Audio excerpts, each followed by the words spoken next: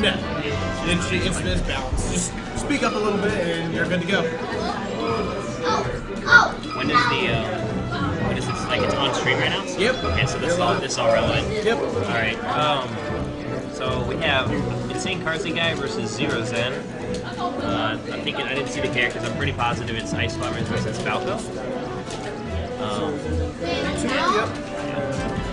Hey, what do you think about my first band? Because I'm not worried about Yoshi just yet. I'm talking about that first band. Or commentating whatever band. Yeah. Well, I don't think it's necessary to disclose advice during a tournament set. So. Alright, sounds cool. Sorry. I'm gonna try to be as bold to go forward. Right.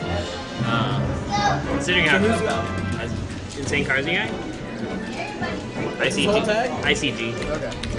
I was like, holy crap. I'm not gonna be able to stall that. I went to Dreamland. It's an interesting choice. I'm thinking that ICG was looking to survive the high percents here. The only problem that this may pose for him is that Falco is pretty good at camping, and considering this matchup is in most people's opinions in Falco's favor, given some pretty specific instances, Falco probably would like to camp him out on this stage, and this stage is definitely relevant to do it. So we got a wobble going on. Oh man! Loses his nana. Alright, so we call that, that's probably the best thing that could happen besides, not getting wobbled in the first place once they got started, but we'll see how it goes. Good light shielding. He's trying to go for a waveland, be a surprising advancement onto the stage, trying to sneak around Falco. Ice Climber's recovery options are pretty limited when there's only one. Alright, so a big problem that Falco has in this matchup is because with 2 shields, it's very easy to miss your out cancel, and we've already seen what can happen if you get grabbed. Alright, so John, he's trying to get in his head a little bit. I'm not sure it's going to matter all that much. XeroXen's pretty comfortable. Alright, so we're about to even again. Alright, so a couple flip grabs there. XeroXen getting a little too close, it looks like. ICG's been converting off of his grabs pretty well for the most part. Ironically, both times he's lost his nana for pretty much no reason. That time, same thing happened. XeroXen with the taunt too. Let him know he's not really phased by it in the first place. Okay. Alright, so he went for a regrab off of that. Probably would have been a little better to go for a tech chase option, just because the regrab wasn't guaranteed. No. Yeah, I'm not sure exactly. Alright, so they dodge high. Alright, so overheard FD's ban by XeroXen, which is not surprising in the slightest. I'm interested to see what ICG picks for his counter pick there. So is this losers finals or losers quarters? I don't know, I've just been playing matches.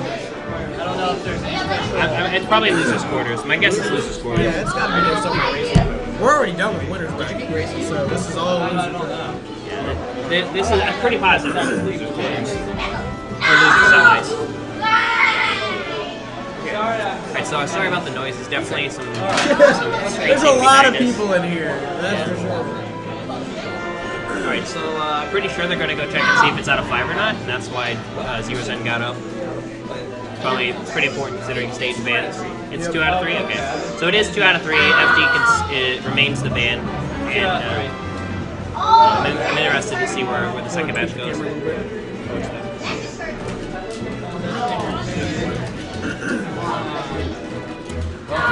We consider, in this scenario, as ICG, we'd like to be considering why we lost the first game based on stage alone. He killed himself 3 times, I think, so that's not really exactly something he can really look at. So we'll see if we go FOD. It's a good pick. Basically, on here, he's looking to disrupt Falco's movement, and Ice Climber's not really hurt that much by this stage, so with the restricted movement from Falco, and the laser game's going to be a little less too. So it's good because he stopped the camping, and he also made it much easier for to get a good read on Falco's approach because the stage itself is limiting what Falco can do offensively. All right, so Nana goes down, and at this point it looks like that XeroXen isn't necessarily afraid to be aggressive because he's not going to die off one grab necessarily. He can get tech chase and pseudo chain grabbed, I guess, if DPI's wrong. So it is a threat, but the platforms on this make that a little bit hard. So we'll see what happens. Alright, so they're fighting for control at center. XeroXen's taking the option to go high. Okay, nice crouch cancel. Goes for the ledge. Nana's a bit desynced there. Alright, nice crouch cancel again. So ICG's crouch canceling pretty well. Alright, let's see what happens. Ooh, okay, nice. And the wobble. Right. That was a really good option. He covered his get up attack with Nana's Blizzard, so he got caught by the Blizzard, and he could have smashed the guy in a way to get out of the, or to avoid something like this happening. He might live. Yeah, this is the second time ICG's got a wobble set up this set, and he hasn't converted off of it exactly right. It's pretty much basically for all the people who don't know what wobbly is. If you're in a grab and you're in hit stun, you can't get out of the grab. So what happens is he's alternating a timing between Popo's headbutt while he has the grab, and Nana's like forward tilt, down tilt, or angled forward tilt works too. And most people use like angled down forward tilt or down tilt, but what happens is two things. The Ice Climber player gets to run out the clock a little bit if that's what they're looking for.